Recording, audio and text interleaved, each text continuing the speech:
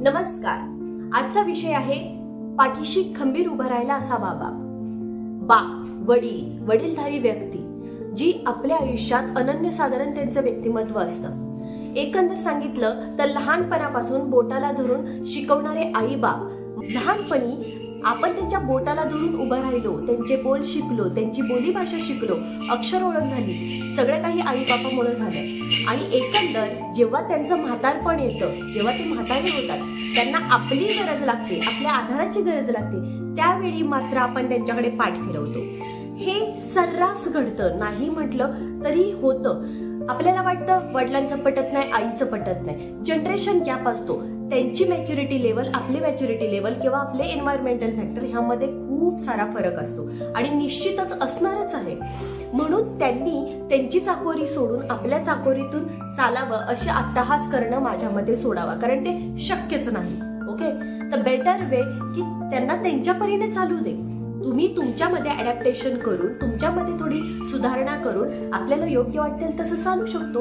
आणि निश्चितच जर आपल्या पाठीशी आपला बाप असेल, या जगात असं कुठलं संकट नाही, ते राहील, ते निघून जाईल किंवा त्याचे सोल्युशन त्यांच्याकडे असतात. बिकॉज त्यांनी आपल्यापेक्षा जास्त उन्हाळे पाहिलेले असतात. हे शब्द नॉर्मल आहेत, मार्मिक आहेत, परंतु खूप महत्वाच्या गोष्टी आहेत ज्याची बऱ्याच जणांना गरज आहे. हे सांगण्याची गरज आहे. त्यामुळे वेळ न घालवता मी आता माझ्या कवितेला स्टार्ट करते. कवितेचं नाव आहे खंबीर पाठीशी हवा होता बाप. कवितेला स्टार्ट करूया.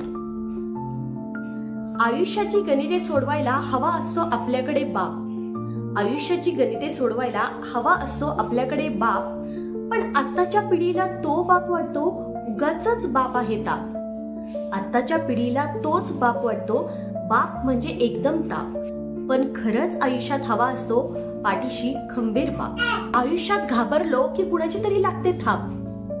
आयुष्यात जर घाबरलो तर कुणाची तरी लागते आपल्या पाठीशी थाप. कठीण प्रसंगातून सावरायला जिवंत लागतो बाप.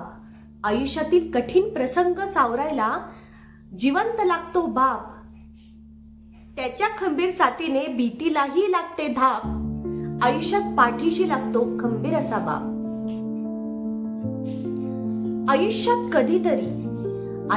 कधीतरी त्या बापाचा करून बघा जाप. आयुष्यात कधीतरी त्या बापाचा करून बघा जाप. अपचुकच तुमचे प्रश्न सुटतील जणू आपोआप. तुमचे प्रश्न सुटतील बघा आपोआप. म्हणून खंबीर पाठीशी लागतो आपल्या पाठीशी बाप. धन्यवाद.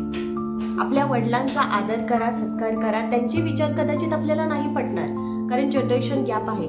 म्हणून ते त्यांच्या चाकोरीतून बाजूला येऊन तुमचं ऐकतील असा अट्टहास मुळीच करू नका.